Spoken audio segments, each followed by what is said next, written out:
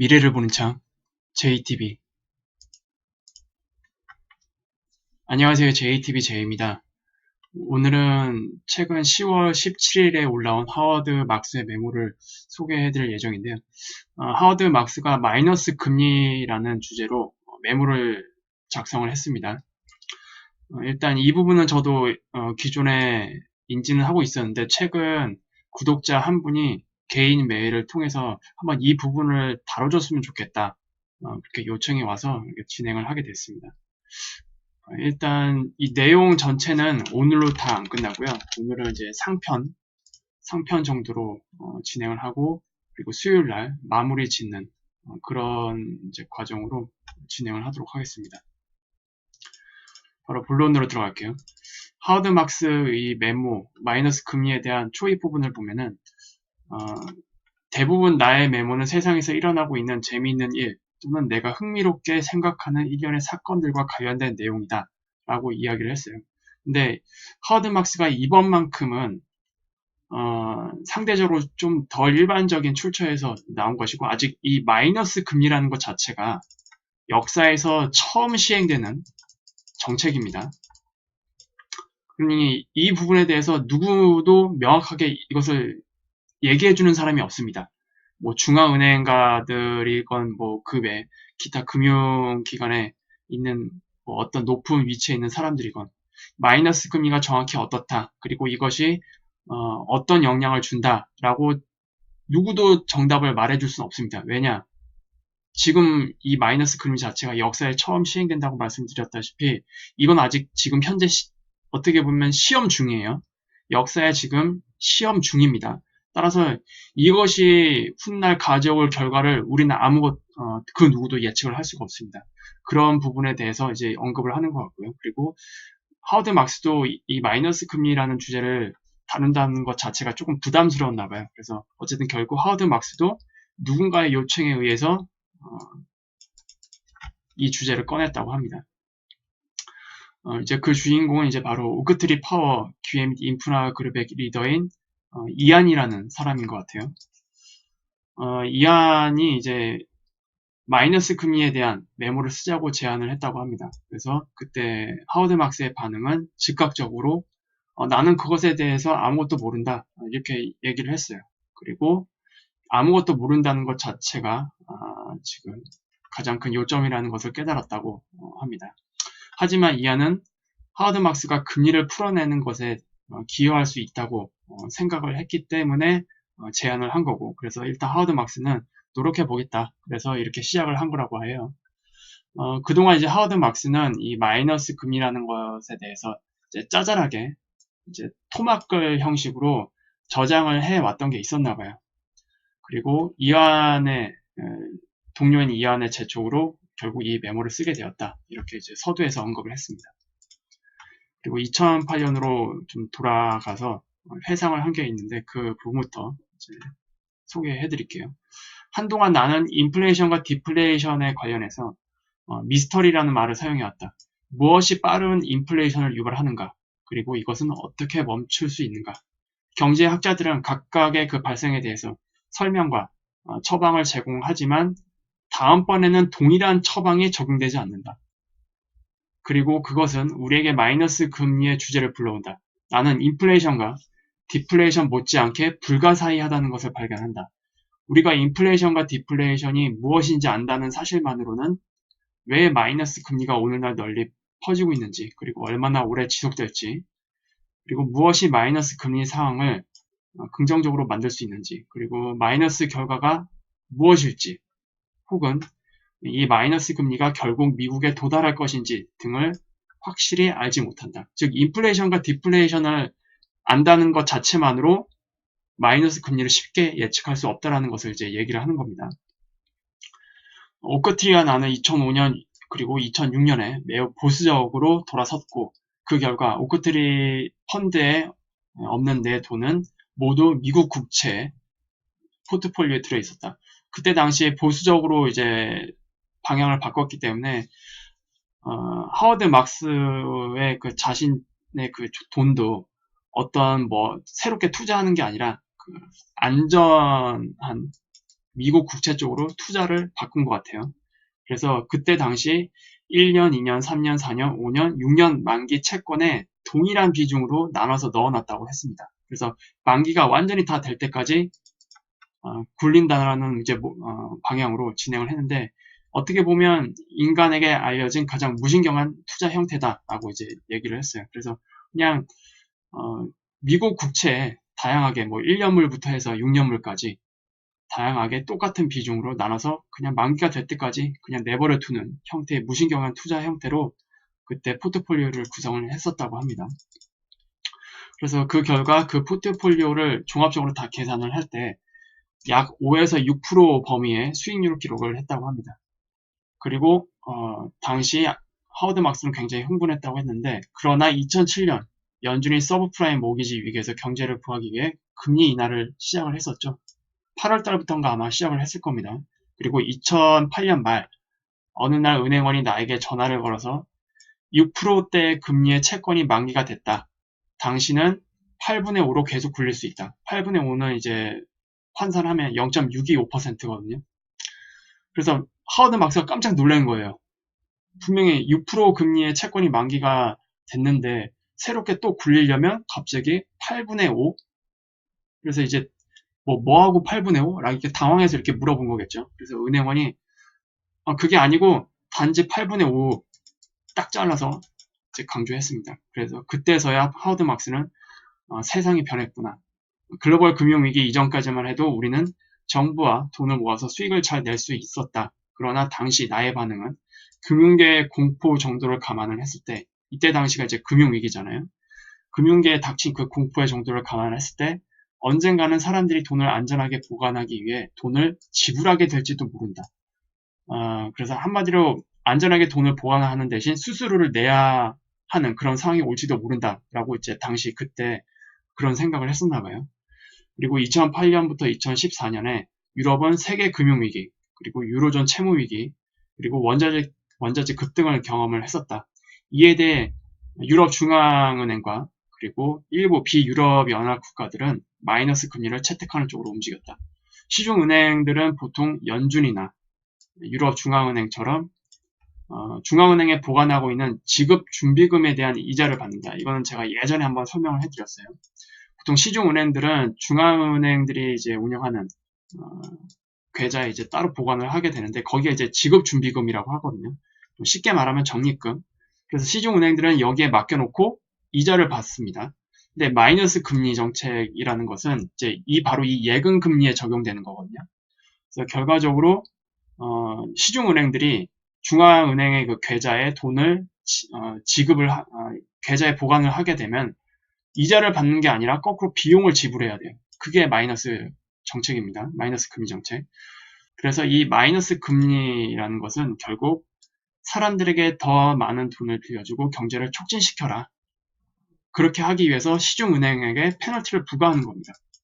그리고 바로 이 내용이 뉴욕타임즈의 9월 9일에 다시 한번 소개가 됐었어요. 그래서 쉽게 이제 마이너스 금리다라고 한다면 중앙은행들이 경제를 촉진시키기 위해 시중은행으로 하여금 사람들에게 돈을 빌려줘라. 그래서 경제를 촉진시키기 위해서 유도하는 정책이다. 이렇게 이제 이해를 하시면 됩니다. 중앙은행은 위에서 이제 설명을 했다시피 단기 기준 금리를 결정을 합니다. 이는 결국 무엇에 다 영향을 미치나요? 결국 수익률 곡선에 기원을 설정을 하고, 그리고 장기 부채뿐만 아니라 다른 유형의 단기 부채, 여러 가지 채권 형태가 있을 거 아니에요. 그 모든 것들에 대한 이자율, 수익률 다 영향을 미칩니다. 그리고 기준 금리와의 논리적 관계로 이런 것들이 다 이제 움직이죠. 그래서 결국 은행 예금으로 지급되는 마이너스 금리는 채권의 마이너스 수익률에 반영되어야 합니다. 여기에도 영향을 미칠 수밖에 없죠. 오늘날 유럽과 일본의 국채인 많은 수의 채권은 만기까지 마이너스 수익률을 가지고 있다. 그것들은 대략 유럽 채권의 무려 3분의 2를 차지를 하고요. 그리고 전 세계 적격 투자 등급 채권 시장의 25에서 30%를 차지합니다. 엄청나게 차지하는 거예요. 이 정도 수준이면. 그러나 앞으로 이제 더 많이 차지하게 되겠죠. 그러나 소수의 회사채도 마이너스 수익률을 제공을 하고, 심지어 마이너스 금리 고수익률 채권이 몇 개 더 있다. 또한 9월 4일 날 블룸버그는 마이너스 실질 금리의 유행을 다음과 같이 지적했습니다. 전 세계 채권 거래 17조 달러 이상이 제로금리 이하의 수익률로 거래되고 있지만 인플레이션을 감안을 한다면 실제로는 제로금리 이하의 수익률이 35조 7천억 달러 이 정도의 규모로 거래가 되고 있다. 이렇게 이제 밝혔습니다. 인플레이션을 감안하지 않으면 전 세계 채권 거래 17조 달러 이상이 이제 그렇게 거래가 되고 있는 건데 이 인플레이션을 감안을 한다면 실제로 제로금리 이하로 거래되는 채권은 무려 35조 7천억 달러 정도라고 이렇게 밝혔습니다. 그리고 그 중에 미국에서는 9조 달러 이상이 소비자 물가보다 낮은 수익률을 가지고 있다고 합니다. 가뜩이나 지금 근원 인플레이션이 지금 계속 낮게 유지가 되고 있다고 이야기를 하고 있는데 결국 그것보다 낮은 수익률을 가지고 있는 채권들이 미국 국채 시장에서만 해도 9조 달러 이상이라고 합니다. 마이너스 금리의 경우 오늘 당신이 지불하는 채권 가격은 만기가 됐을 때 상환될 그 액면 금액의 합과 그리고 중간에 받게 될 이자를 모두 합한 금액을 초과하게 됩니다. 그래서 결국 마이너스 금리 채권을 지금 산다. 그럼 결국 만기까지 보유하게 되면 손해입니다. 손해. 중간에 받게 되는 뭐 이자와 그리고 만기가 될 때 상환받게 될 그 원금 그 합이 지금 내가 채권을 구입할 때 지불하는 돈보다 작기 때문에 손해가 될 수밖에 없는데 그렇다면 왜 마이너스 금리 채권을 사려는 사람들이 있을까? 이치에 맞는 그 몇 가지 이유를 이제 다음과 같이 요약을 했습니다. 마이너스 금리 채권을 사는 이유. 일단 첫 번째로 투자자가 확정적으로 제한된 손실을 감수하고 안전으로의 도피에 관여하도록 하는 미래에 대한 두려움. 그러니까 이제 이 마이너스 금리 채권은 만기가 될 때까지 확정된 그 손실 금액이 이제 정해져 있잖아요. 근데 이것을 감수하고서라도 이 채권 시장으로 도피를 한다는 겁니다. 보통 채권이 아닌 다른 좀 가치가 변동되는 자산으로 가지고 있으면은 미래에 어떤 안 좋은 상황이 발생했을 때 손실이 더 커질 수가 있죠. 근데 하지만 마이너스 금리 채권을 만기까지 보유한다는 얘기는 이미 이 이자율과 그리고 만기가 됐을 때 얼만큼 받을지 다 이미 정해져 있는 자산이기 때문에 확정된, 그러니까 불확실성이 없는 거예요. 한마디로. 확정된 제한된 손실을 우리가 계산을 할 수가 있습니다. 그래서 이것을 감수하고서라도 채권에 도피하도록 관여하도록 하는 여러 안 좋은 미래들, 예를 들어서 뭐 불황이라든지 그리고 시장 하락이라든지 그리고 뭐 기타 신용 위기 문제들 그 외에 뭐 기타 요인들 이런 것들 때문에 마이너스 금리 채권을 사는 거다. 이게 첫 번째 이유고요. 두 번째 이유. 금리가 훨씬 더 부정적이 되어서 보유자에게 이익을 줄 것이라는 믿음. 즉 앞으로 더 금리가 더 내려갈 거다. 결국 이건 채권 가격의 상승을 의미하죠. 이것은 이제 결국 지금 채권을 보유하면 앞으로 이익을 줄 거다. 이것이 이제 두 번째 이유입니다. 그리고 세 번째, 디플레이션에 대한 예상으로 만기에 상환된 원금의 구매력이 지금보다 상승할 것이라는 분석. 이거는 솔직히 무서운 분석이죠. 즉 이제 장기 국채 같은 경우에는 다 그 장기 인플레이션까지 다 반영이 되는 거잖아요. 결국 이 뜻은 뭐냐? 만기가 됐을 때 이제 돈을 받게 되는데 그때 원금의 구매력이 지금의 원금 구매력보다 상승할 것이라는 분석. 예를 들어서 지금 뭐 1,000만 원이 있다고 칩시다. 이 사람이 10년물에 투자를 했어요. 근데 10년물에 만약에 그 금리가 마이너스 뭐 1%의 금리입니다. 현재 10년물이. 그러면 손해잖아요. 원금을 이제 만기가 됐을 때 받을 때는 손해입니다. 그런데 지금 1,000만 원의 가치보다 10년 후에 이 1% 깎인 그리고 그 중간에 이제 뭐 이자율 같은 게 다 계산이 되겠죠. 원금을 더 적게 받지만 그때 받는 원금이 지금의 1,000만 원보다 더 구매력이 상승할 것이다. 이렇게 예상을 하기 때문에 마이너스 금리임에도 불구하고 채권을 구입하는 거다. 라고 이렇게 세 번째 이유로 분석을 했어요. 그리고 채권의 기초가 되는 통화가 마이너스 금리 이상으로 절상될 것이라는 예상. 이거는 이제 위의 것과 비슷한 내용이겠죠. 구매력 상승. 그래서 마이너스 금리 뒤에 숨겨진 개념은 간단하다. 그것은 대부업체들이 대출자로부터 이자를 받는 전통적인 규범의 반대일 뿐이다.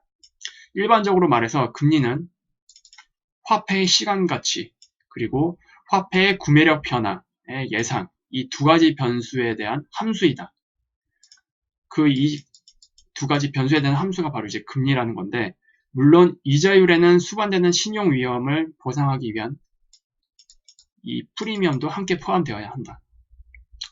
이제 쉽게 예를 들자면, 이제 대출 기관들이 화폐 시간 가치를 보상하기 위해서 연 2%의 실질 수익을 원하고 향후 5년간 2%의 인플레이션을 기대하고 있다면 5년 만기 국채는 4% 정도의 수익률로 발행을 해야 됩니다. 그런데 대출 기관들이 매년 3%의 디플레이션을 예상을 한다면 이 5년 만기 채권은 이론적으로 마이너스 1%의 금리로 발행을 할 수 있는 겁니다. 이제 이해가 되셨겠죠? 이 채권 금리에 이제 어떤 요인들이 다 숨어져 있는 건지. 그래서 지금 일본과 유럽 같은 경우에는 표면적으로 봤을 때 이 이론만 적용을 한다면, 이제 여러 가지 요인들이 있겠습니다만, 이 이론만 적용을 했다면 지금 디플레이션을 예상을 하고 있는 겁니다. 그럼에도 불구하고 마이너스 금리 채권 만기가 됐을 때 오히려 그때 받을 그 원금이 지금의 원금보다 구매력을 더 높여줄 거다. 그리고 또는 이런 위험들, 디플레이션에 대한 이런 위험들, 이런 것들을 예상을 하고 있기 때문에 좀 손실을 보더라도 어쨌든 확정된 손실이기 때문에 불확실성이 아니잖아요. 불확실성이 없는 확정된 손실을 감수하고서라도 채권적으로 도피하는 거다. 이렇게 이제 크게 이해를 하실 수가 있겠습니다. 하지만 제가 앞서도 말씀드렸다시피 마이너스 금리 자체는 뭐 때문에 지금 마이너스 금리가 형성이 되고 이것으로 인한 영향이 무엇인지 그 누구도, 지구상의 그 누구도 아무도 알 수 없다고 제가 말씀드렸습니다. 여전히 지금 시험 중이에요. 그 부분들을 조금 더 저는 강조하고 싶습니다. 그래서 지금 시장에서 나타나고 있는 많은 투자자들, 그리고 지금 마이너스 금리가 형성되고 있는 이런 환경에서 계속 투자가 되고 있는 채권, 이것의 결과는 아무도 예상할 수가 없습니다. 하지만 지금 이제 그동안 여러 가지 그 상황들, 그런 것들을 감안을 했을 때 논리적으로 접근해 보니까 일단 요 대표적으로 이 네 가지 정도 이유가 있겠다라고 이제 요약을 한 거예요. 그래서 오늘날의 유럽과 일본의 마이너스 금리가 우리에게 디플레이션이 앞에 놓여 있음을 말해주고 있는 것인가? 그러니까 표면적으로만 보자면 이제 이렇게 해석할 수 있잖아요. 근데 이것만이 아닐 거예요. 왜냐하면 지금 이미 양적 완화, 그리고 부채 문제들, 이런 것들로 인해서 시장이 많이 왜곡됐고, 그 외에 더 많은 변수들이 우리 미래에 이제 놓여 있습니다. 그래서 아니면 대부 업체들이 화폐의 시간 가치에 대한 견해를 바꾼 것인가? 아니면 단순히 정부와 중앙은행들이 원한다고 해서 금리가 부정적인 것인가? 이제 여러 이제 의문들이 있는 거죠. 그래서 결국 이제 하워드 막스가 정리한 게 이거예요. 일단 마이너스 금리의 이유. 여기에 이제 쭉 나열된 거는 하워드 막스가 생각해낸 것도 있고, 그리고 하워드 막스가 따로 다른 언론 매체들을 통해서 읽은 이유들도 있고, 그리고 하워드 막스의 여러 동료들이 이야기한 것들, 그런 것들을 이제 다 요약을 한 겁니다. 일단 하나씩 한번 살펴볼게요. 확실한 것은 유럽과 일본의 중앙은행들은 금리가 그들의 경제를 활성화시키기 위해 부정적이기를 원한다는 것이다. 그러니까 제로에 가까운 금리가 원래 목표로 했던 물가 상승률, 그러니까 즉 경제를 자극시키지 못했기 때문에 지금보다 더 많은 자극을 위해서 마이너스 금리를 이제 원하고 있는 거다. 이렇게 이제 볼 수 있겠고, 이건 이제 확정적인 거죠. 실제로도 그렇습니다. 금리를 제로금리 그 이하로 내렸음에도 불구하고 경제가 살아나질 않고 있어요. 그래서 더 밑으로 마이너스 금리를 내리려고 하는 겁니다. 그리고 전 세계 중앙은행들이 연준보다 앞서서 통화 저하를 통해 자국 경제를 지원하기 위해 금리 인하 경쟁을 벌이고 있다. 요거는 이제 바로 위에 말씀드린 요거가 이제 연관이 되어 있는 부분이겠죠. 이제 요 내용은 월스트리트 저널 8월 12일 날 나왔던 내용이고요. 그리고 중앙은행 채권 매입의 양적 완화는 장기 채권 가격을 상승시켜서 수익률을 마이너스로 끌어내리고 있다. 그러니까 중앙은행들이 지금 장기 채권을 계속 매입을 했었잖아요. 기존에 양적 완화를 통해서. 그리고 일본 같은 경우에는 양적 완화가 지금 멈추질 않고 있죠. 무한 양적 완화 상태로 들어가 있습니다. 일본 같은 경우에는. 그래서 일본 같은 경우에는 계속 장기 채권을 이제 매입을 하기 때문에 채권 가격이 계속 올라가요. 그것 때문에 결국 마이너스까지 끌어내렸다. 이렇게 보고 있는 겁니다. 물론 유럽도 마찬가지겠죠. 특히 양적 완화는 중앙은행들이 투자를 필요로 하는 자금으로 금융 시스템이 넘쳐난다는 것을 의미한다. 대출자들은 장기 자본에 대한 수요가 많지 않기 때문에 그것을 사용하기 위해 돈을 지불하지 않을 것이다. 따라서 이 장기 자본을 가지고 있는 이 사람들은 그 돈을 저장하기 위해서 수수료를 거꾸로 지불해야 한다. 아무래도 장기 자본에 대한 수요가 떨어지기 때문에 이것들이 장기 국채 그 금리에도 영향을 미칠 수밖에 없겠죠. 이제 그것들 이야기를 하는 겁니다. 그리고 두려운 투자자들은 자국의 경제와 기업에 베팅하는 투자에 거의 관심이 없다. 그들은 확실히 그런 목적으로 빌리고 싶어 하진 않는다. 이거는 이제 실질 경제와 관련된 내용이에요. 이미 연준에서도 밝혔습니다. 2019년 초부터 이런 기업에 이제 투자하는 것들 있잖아요. 이런 투자력이 점점 감소하고 있고, 그리고 최근에는 이 투자 활동이 약세로 전환이 됐다 얘기를 했죠. 이게 바로 이제 실질 경제에 대한 부분에 있어서는 지금 다 투자를 두려워하고 있는 겁니다. 워낙 불확실성이 많기 때문에. 그래서 이제 이런 것들 때문에 더더욱 장기 자본에 대한 수요가 적어질 수밖에 없겠죠. 그래서 그거는 결국 수수료를 지불해야 하는 거꾸로 아이러니한 상황을 만들고 있는 겁니다. 그리고 현재의 경제적 약세, 이것도 마찬가지로 실질 경제에 대한 부분입니다. 실질 경제에 대한 이 약세는 투자자들의 비관론을 이제 강화한다. 그래서 미래에 약해지는 것에 대한, 그러니까 미래의 약세에 대한 그 경제죠. 미래의 그 약해지는 그 경제에 대한 두려움은 안전한 보관에 대한 그들의 욕구를 강화시킨다. 그래서 이거는 아까 처음 여러 가지 이유들 중에서 첫 번째 해당하는 거. 어쨌든 미래에 대한 두려움 때문에 약간의 손실을 감수하고서라도 그 많은 자금들을 안전하게 보관할 수 있는 보관처, 그게 바로 이제 마이너스 국채겠죠. 이것을 이제 얘기를 하는 겁니다. 그리고 수요에 대한 과잉 공급으로 인해 화폐 가격이 하락할 정도로 많은 돈이 시스템에 존재한다. 이거는 뭐 우리가 거부할 수 없는 사실입니다. 양적 완화로 인해서 시스템 상에서는 굉장히 많은 돈들이 존재합니다.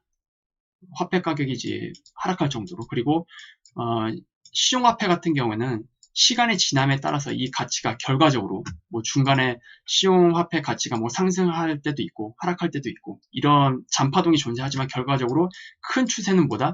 하락 추세다. 시간이 갈수록 신용화폐는 하락할 수밖에 없어요. 그래서 그것을 이제 이야기하는 거고, 근데 문제는 양적 완화 이후로 이 하락 속도가 급격하게 이제 빨라졌다는 것을 이제 이해를 하시면 됩니다. 그래서 오늘날의 세계 경제에서 민간 투자 수요는 명백히 민간 저축을 흡수할 수 없다. 파이낸셜 타임스에서 10월 12일 날 발표한 내용입니다. 그리고 불운한 인구 통계학적 추세는 중앙은행이 성장을 억제하지 않고는 플러스 금리를 유지할 수 없음을 의미한다. 이것도 뭐 거의 확정적인 내용인 것 같습니다. 앞으로 고령화 사회로 이제 진행이 되고, 그리고 점차 출산율이 낮아지는 이런 불운한 인구 통계학적 추세는 결과적으로 중앙은행이 성장을 억제하지 않고서는 금리를 플러스로 유지할 수 없다. 이것을 이제 의미한다라고 볼 수 있겠습니다. 그리고 인플레이션 부족은 투자자들이 시간이 지남에 따라 구매력 상실에 대한 보호를 요구할 필요가 없다는 것을 의미한다. 그리고 기술의 경이로움은 계속해서 저렴하거나 무료인 인플레이션을 가능하게 할 것이다. 이것은 4차 산업과 관련이 되어 있습니다. 우리가 지금 4차 산업 인프라를 구축하는 이제 시기에 있잖아요. 어떻게 보면 과도기적 시기입니다. 그러니까 기존에는 크게 나누면 노동을 통해 먹고 살 수 있는 시대. 여기서 노동이 아닌 다른 것들로 이제 먹고 사는 시대로 전환되는 그런 과도기적 시대에 이제 들어가 있는데 여기에는 뭐 1차, 2차 산업 시대뿐만이 아니라 그 이전 시대까지 다 포함이 됩니다. 그래서 굉장히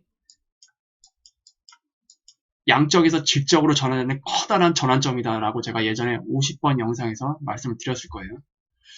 그래서 결국 4차 산업 시대로 넘어가는 이 과도기적 시기, 그러니까 인프라가 완전히 구축이 되는 이 시기를 저는 대략적으로 2030년 정도에 완료될 것으로 예상한다고 말씀을 드렸는데 이게 다 끝난다. 그러면 이제 본격적으로 4차 산업 시대가 열리는 거거든요. 이때는 어떻게 된다? 기술의 엄청난 발전으로 인해서 재화를 생산하는 그 가격 자체가 굉장히 뚝 떨어집니다. 굉장히 저렴한 값에 굉장히 질 좋은 재화를 제공을 할 수가 있어요. 그리고 2030년 이후 이제 본격적으로 이 시대로 전환이 되면 시간이 가면 갈수록 이 속도가 가속도가 붙을 겁니다. 그러면 결국 어떻게 된다? 당연히 인플레이션도 떨어질 수밖에 없겠죠. 물가 자체가 낮은데 저렴한 값에 좋은 물건을 제공을 해주는데 그리고 이 시대는 대부분 일자리를 잃는 사람들이 많기 때문에 기본소득제도 이거 들어올 수밖에 없다고 제가 말씀을 드렸죠. 그래서 사람들이 이것을 가지고 이제 쓰게 되다 보면 이제 인플레이션이 막 이렇게 되는 게 아니라 어느 일정한 수치에 수렴이 된 이후에는 계속 일정하게 뭐 요 안에는 뭐 짜잘짜잘하게 이게 움직이겠죠. 하지만 안정적으로 계속 유지가 될 겁니다.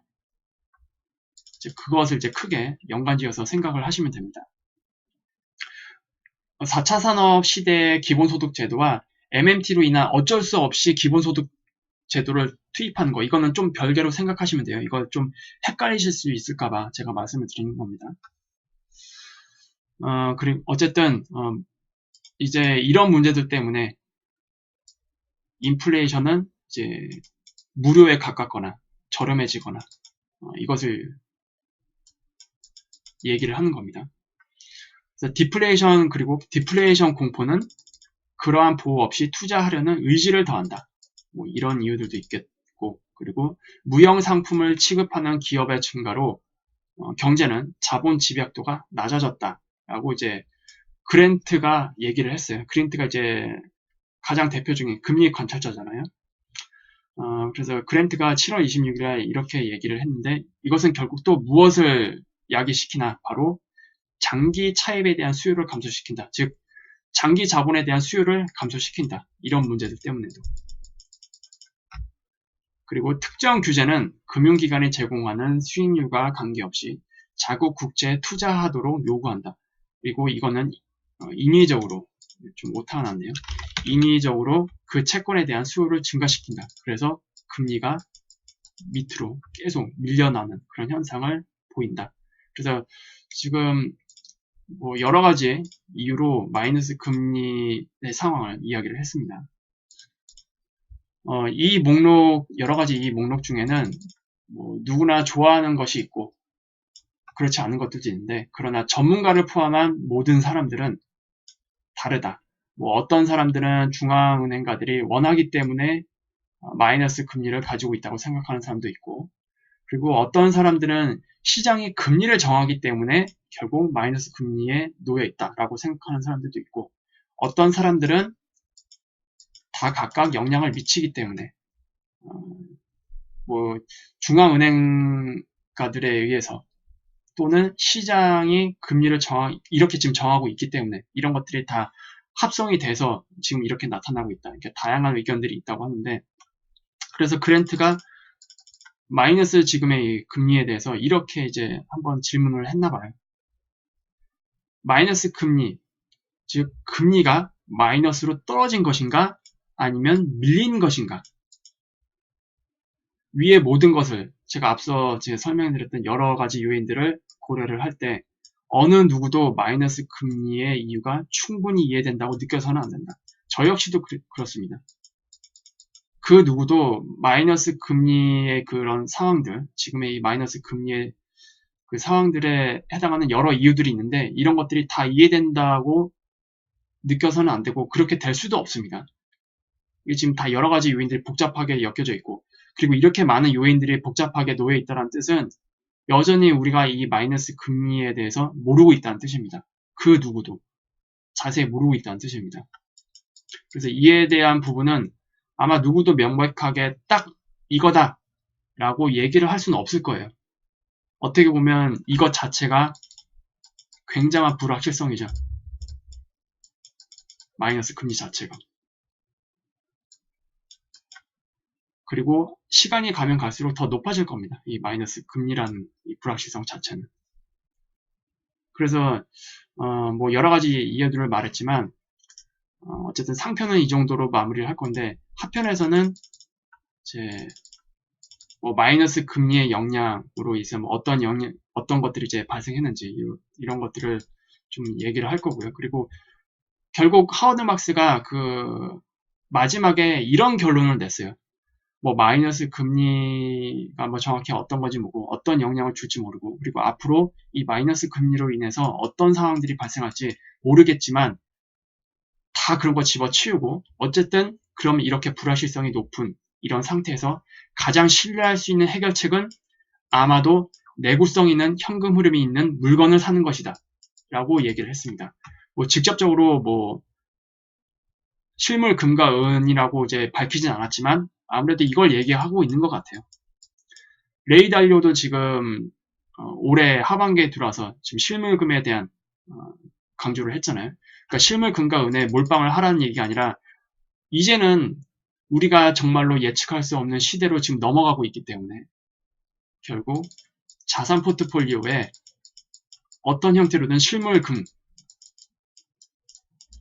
은 이것을 어쨌든 자신의 자산 포트폴리오에 가지고 있어야 된다. 그래야 이런 불확실성에 의해서 예측되는 이런 뭐 많은 것들 이런 것들을 해지를 할 수 있다.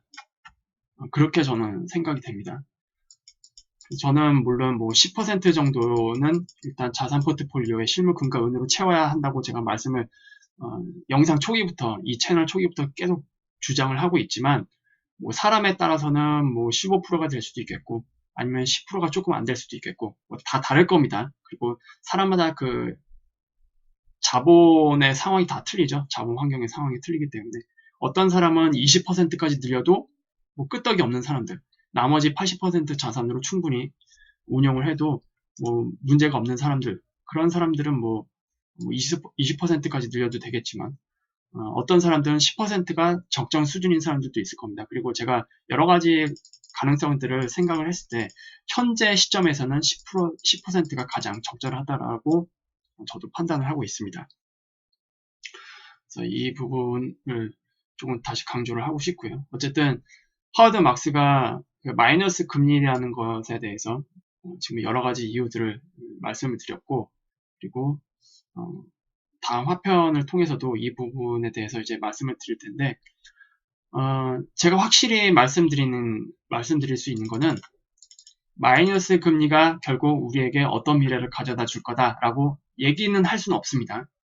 저도 뭐 여러 가지 사항들을 고려를 해서 말씀을 드리고 있는 거고 그리고 이 마이너스 금리 채권이 넘쳐나면 넘쳐날수록 결국 어떤 한계점에 부딪혔을 때 그 자본들이 결국 다 빠져나와서 어디로 이제 도피할 그런 시기는 저는 올 거라고 생각을 하거든요. 그리고 그 중간에 통화 정책들 이제 금리를 올리는 정책으로 되돌아갈 수는 없다고 제가 말씀을 드렸죠. 이 양적 완화로 인해서 시장이 많이 왜곡이 됐고 그리고 지금의 경제 상황을 고려할 때 앞으로 돈을 풀었으면 풀었지 긴축을 할 수 있는 상황은 안 올 겁니다. 지금의 이런 신용화폐가 유지되는 한 그렇다면 결국 금리는 제로금리 이하 또는 제로금리로 이제 거의 고착화가 되겠죠.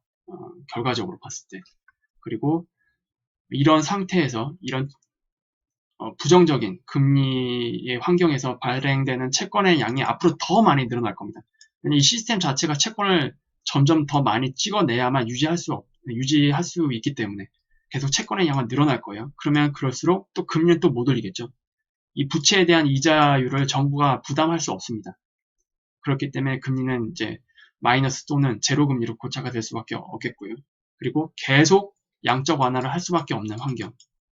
이런 환경에서 결국 우리가 믿을 거는 이제 실물 금과 은밖에 없다라는 것을 또 다시 한번 말씀을 드립니다.